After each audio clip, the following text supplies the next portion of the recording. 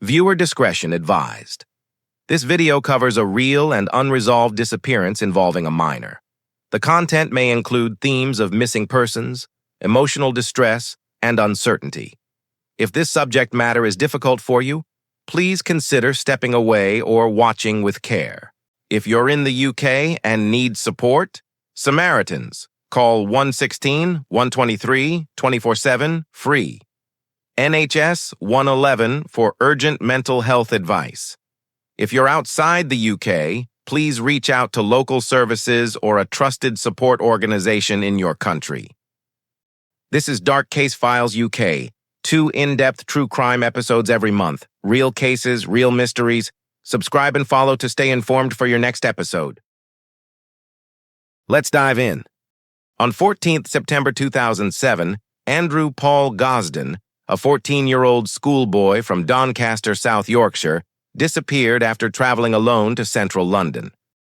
That morning, he left home as if heading to school, withdrew £200 from his bank account, and returned briefly to change his clothes before leaving again without informing his family.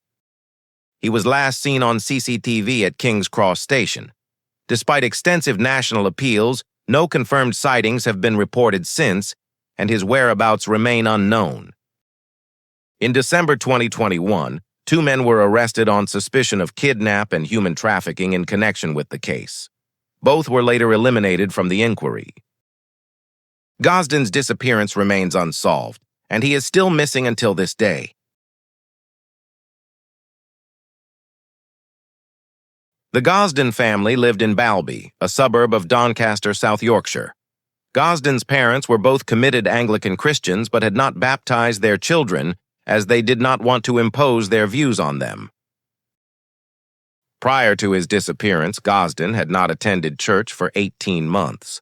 Andrew had been a Cub Scout, but some months before his disappearance told his father he had become bored with it. Gosden's family described him as a home bird who rarely left the house and never without saying where he was going. Gosden was known to his family as Roo. Gosden was a gifted student with a 100% attendance record at the Macaulay Catholic High School. He was on the Young Gifted and Talented program, which was designed to enhance the educational development of high-performing school pupils. Gosden was expected to achieve A's in his GCSE examinations. He was described as a prize-winning mathematician who seemed destined for Cambridge. However, Gosden was described as having a neutral attitude about school, hoping the upcoming school term would provide more of a challenge after having cruised through his education thus far. He was reported as sharing little about his school life to his parents and never expressed particular thoughts about any future career. During the 2006 summer holidays, Gosden attended a 2-week residential school at Lancaster University as part of the Young Gifted and Talented program. Gosden's parents recalled that he returned enthused from his time at the summer school. Gosden was described as being happy with his own company but still had his own small group of like-minded friends. However, his family say that Gosden did not socialize with his friends outside of school. Gosden was reported to exhibit no signs of depression, with no indications that he had been subjected to bullying. Gosden was said by his father to be absent-minded, not streetwise, and potentially vulnerable. He was a deep character who did not get worked up or moody. His teachers characterized him as a shy, quiet young man who was mature for his age. Other sources have stated that although Gosden was aged 14 when he disappeared, he looked younger, perhaps about 12, as he was small for his age. Gosden wore strong prescription glasses, was deaf in his left ear, and had a distinctive double ridge on his right ear. He had light brown hair but was planning to dye it black before he disappeared. Gosden owned mobile phones between the ages of 10 and 12 but rarely used them, and often lost them. He was given a new phone for his 12th birthday, but was reported to not want to replace it when he lost it some months before his disappearance. When his parents offered to replace the lost phones, he stated that he would prefer a new Xbox. Gosden was interested in video games and metal bands. He was last seen wearing a black Slipknot t-shirt, black jeans, trainers, a watch on his left wrist, and carrying a black canvas satchel with patches of rock and metal bands on it. During the 2007 school summer holidays, Gosden's parents had suggested that he should travel alone to London to stay with his grandmother, but he chose not to go. At the time of his disappearance, Gosden was 8 days into the new school year after returning from the summer holidays. In the days leading up to the disappearance, his parents reported that Gosden twice chose to break his normal routine. He told them he walked home from school rather than taking the school bus. Walking the 4-mile, 6.4-kilometer route from school to his home would have taken around 1 hour and 20 minutes. The evening before the day of the disappearance was described by Gosden's father as uneventful. The family ate together as usual, and they all washed the dishes afterwards. Gosden spent an hour assembling a jigsaw puzzle on the computer with his father. He then watched some comedy programs on television, including Mock the Week and That Mitchell and Webb Look, with his mother. On 14th of September 2007, the morning of his disappearance, Gosden had difficulty waking up and seemed particularly irritable. His mother has stated that this was unusual, as he was normally awake on time. At 8:05 a.m., Gosden left the house and was witnessed walking across local Westfield Park to his usual bus stop by a family friend. Instead of taking the school bus, Gosden diverted from his usual route and walked to a cash machine where he withdrew £200 from his bank account. Although Gosden had £214 in his account, the cash machine would only allow withdrawals in £20 increments, limiting him to £200. Gosden was then recorded on a neighbor's CCTV system returning home. At home, Gosden placed his uniform in the washing machine and his blazer on the back of his chair. He changed into casual clothes, consisting of a black Slipknot t-shirt and black jeans, and took a bag embellished with various patches of rock and metal bands. He also took his wallet, keys, and a PlayStation Portable (PSP) console. No other possessions were identified as missing, and he had not taken his passport with him. Gosden's father stated that his son did not appear to have taken a sweatshirt or coat with him, and had also not taken the charger for his PSP. Despite withdrawing £200 in cash from his account, Gosden also left behind around £100 in cash that he had saved from birthdays. At 8:30 a.m., Gosden departed the house for the final time and was seen heading down Littlemore Lane towards Westfield Park on the neighbor's CCTV camera. He then walked to Doncaster railway station and purchased a one-way ticket to London, which cost £31.40. The ticket seller told Gosden that a return ticket cost just 50p more, but he insisted on a single ticket. At 9:35 a.m., Gosden was seen boarding the train to King's Cross Station alone. A woman reported sitting next to Gosden, whom she described as being quiet and engrossed in playing his video game. When Gosden failed to attend morning lessons at his school, his teachers tried to contact his parents. The school inadvertently called the parents of a different child, leaving them a voicemail about Gosden's disappearance. Gosden arrived at King's Cross Station at 11:20 a.m. He was captured on CCTV leaving the main entrance of the station at 11:25 a.m. This was the last confirmed sighting of him. That evening, the Gosden family and the same family friend who had seen Andrew in the park that morning sat down for dinner thinking that Gosden was either in the converted cellar playing video games or in his room doing homework.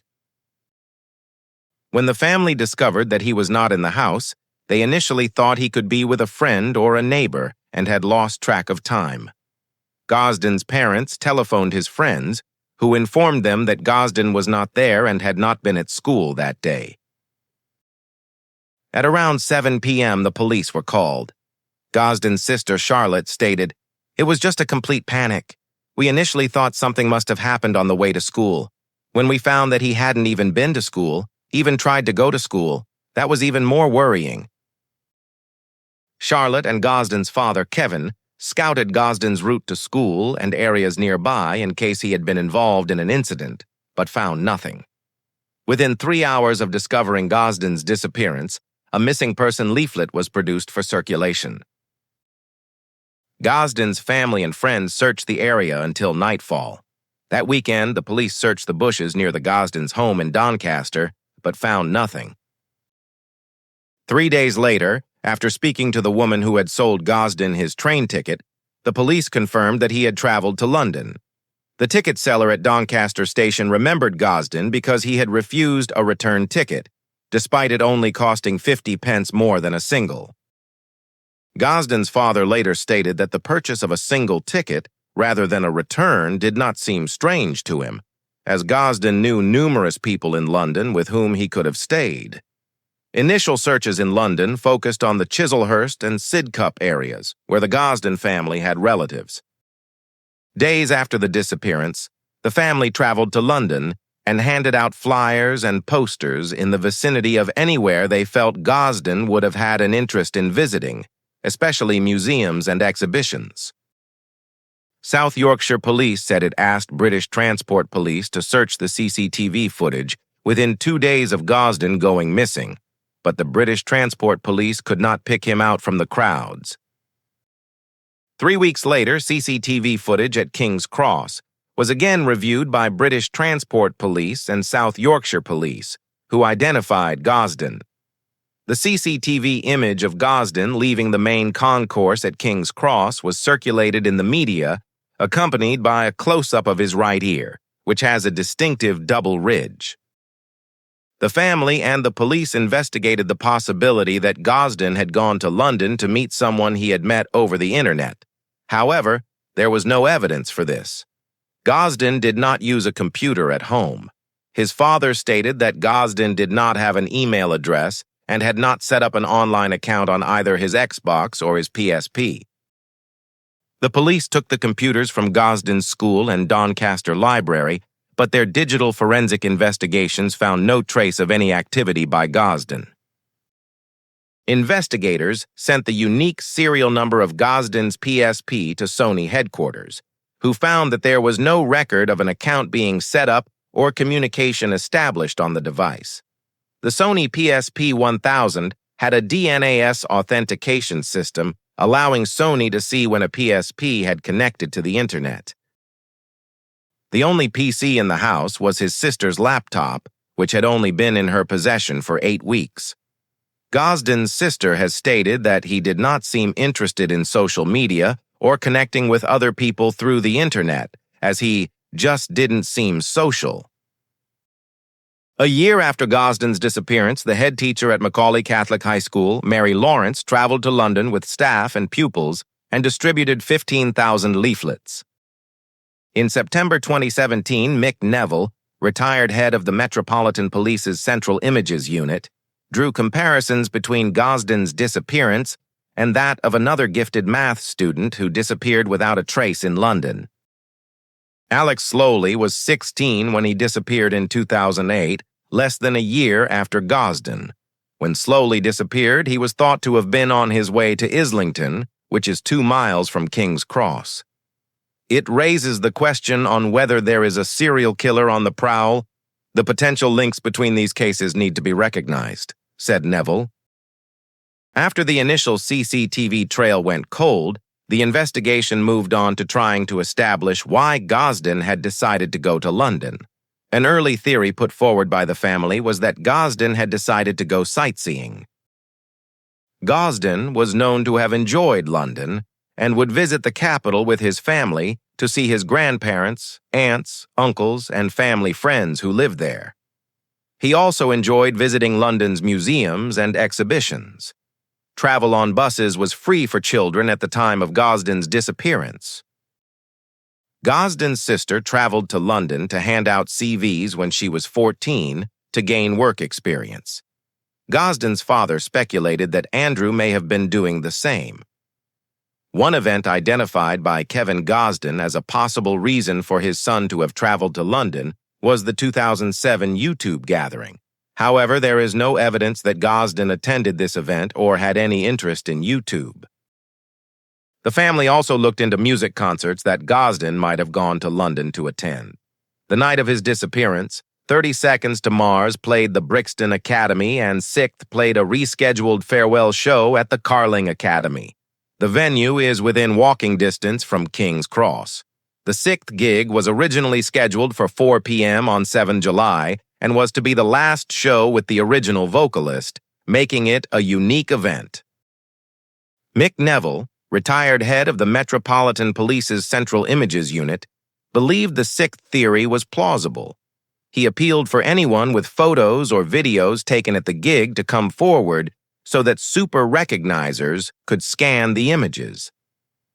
Neville went on to state, "There is a canal nearby, Regent's Canal. It is unclear whether this was ever dredged or checked. Although Gosden was a fan of similar metal bands, there is no evidence that he attended these shows or that he liked these bands." Finnish band Shim did a promotional signing at the HMV store on Oxford Street on Monday, 17 September 2007, and performed an invitation-only show the same evening at the Borderline venue in Soho. The only way to get into this show was by completing various contests and giveaways. This lead was investigated by the family with help from him, but it did not produce any meaningful leads. Gosden's father has also stated that he suspected that Gosden might have gone to London to do something for which he felt it was easier to seek forgiveness than ask permission.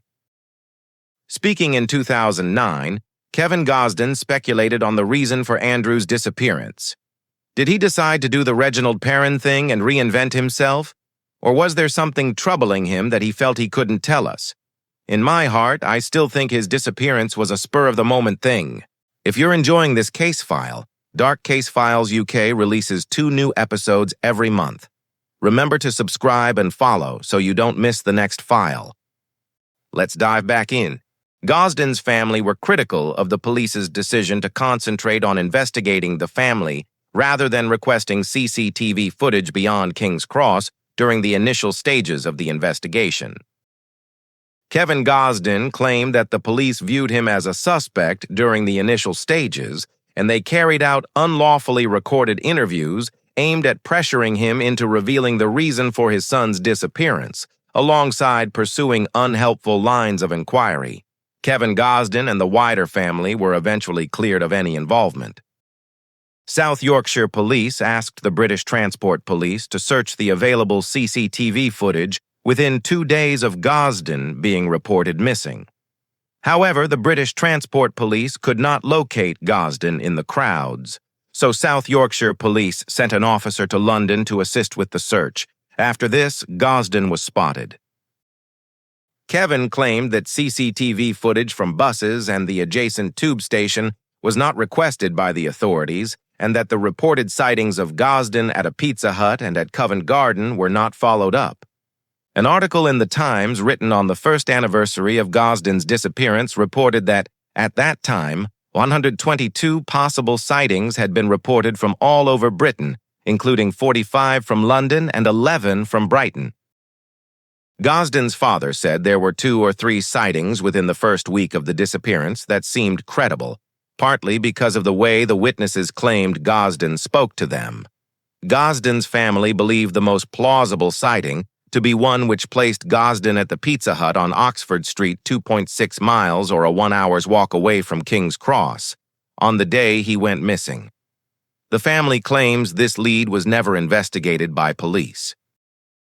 There were additional unconfirmed sightings on Oxford Street on Monday 17th of September, and the next day, when Gosden was said to have been sleeping in a park in Southwark. Gosden was reportedly seen getting off a local train from Waterloo at Mortlake Station on 19th September 2007, 5 days after he disappeared, then possibly walking up Sheen Lane and along Upper Richmond Road. On 19th of September, it was reported that he appeared to have obtained warmer clothes. A woman reported a potential sighting of Gosden on 17th October, a month after he disappeared, in Covent Garden. She spoke to a boy and stated that he looked like a boy she had seen on TV that was missing, but the boy denied that he was Gosden. Later, other reported sighting locations included a park in Streatham, then further afield in South Wales, Birkenhead, and Plymouth. In 2009, 2 possible sightings were reported, one outside the Natural History Museum and the other in a pub in Southend. None of these sightings could be verified. However, according to Gosden's father, none of the sightings were followed up by the police, and the woman who reported the Covent Garden sighting was not spoken to until 6 weeks after the disappearance. In November 2008, a man visited Leominster Police Station in Herefordshire, West Midlands. He used the intercom system to talk to a police officer, stating that he had information about Gosden. As it was in the evening, the intercom system was in use rather than a staffed reception. By the time an officer arrived to take the details, the man had left. Police later appealed for him to get back in touch. Subsequently, an individual claiming to be the man at the police station wrote anonymously to the BBC after it featured the case on The One Show. He gave details of a possible sighting of Gosden in Shrewsbury in November 2008. It has never been confirmed whether it was the same man on both occasions, and if so, why he did not wait at the police station. In September 2009, the family released age-progressed images of what Gosden might look like aged 16 to mark the 2nd year of his disappearance. In November 2009, Kevin Gosden appealed to the gay community to help find his son. Gosden's family considered the possibility that Gosden could have been struggling with his sexual orientation. Children who are gay or lesbian are much more likely to run away than those who are heterosexual. Kevin Gosden said, "We are a pretty open family, so have wondered if he was gay or struggling with his sexual identity and found it too awkward to raise. If he is gay, we do not have any issue with it. He is loved unconditionally by both my wife and I and his sister." In May 2011, the family paid a private company to conduct a sonar search of the River Thames, using the same technology that is used to locate victims and objects at sea. No trace of Gosden was found during the search, though it did find another body. In 2016, Gosden's parents appealed for information on the BBC's flagship current affairs television program, Panorama.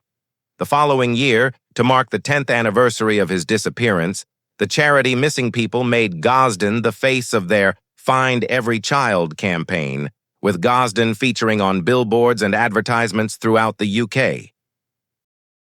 On 12 September 2017, the police made a fresh appeal for information. A statement on the South Yorkshire Police Facebook page said police were, or had been, investigating requests for similar optical prescriptions to Gosden's, requesting documents from the Passport Office or National Insurance, and circulating Gosden's DNA, fingerprints, and dental and health records.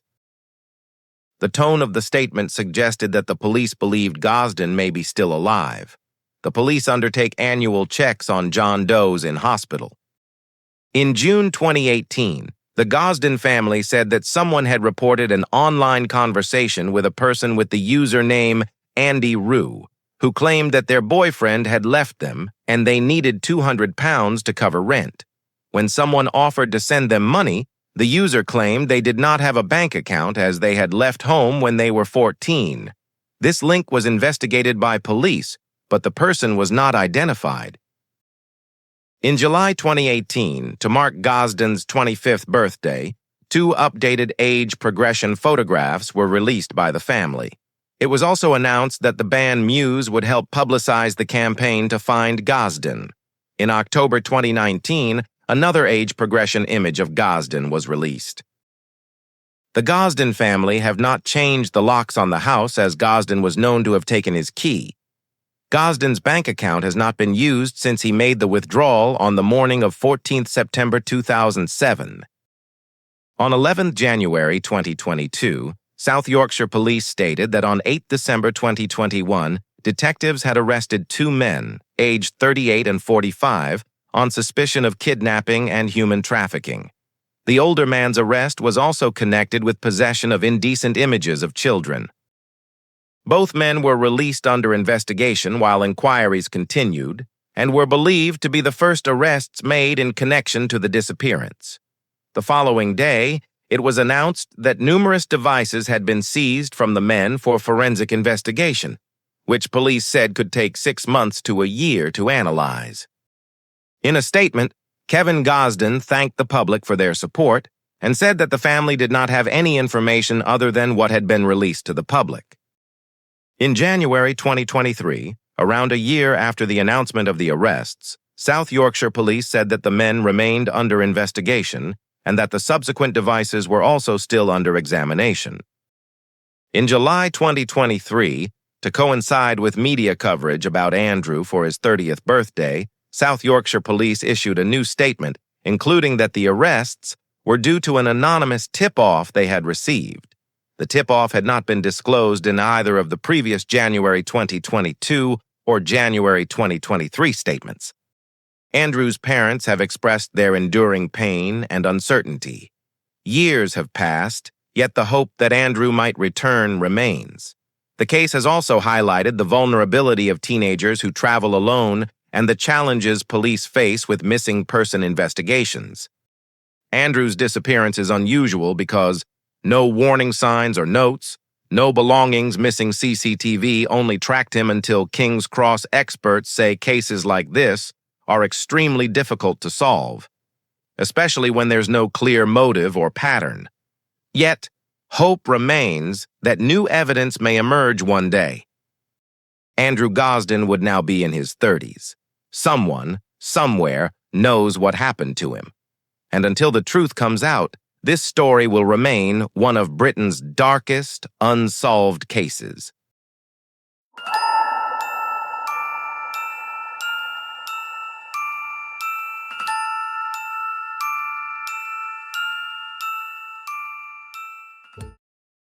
If you want more in-depth UK true crime, new episodes are released twice a month here on Dark Case Files UK. Subscribe and keep the case alive.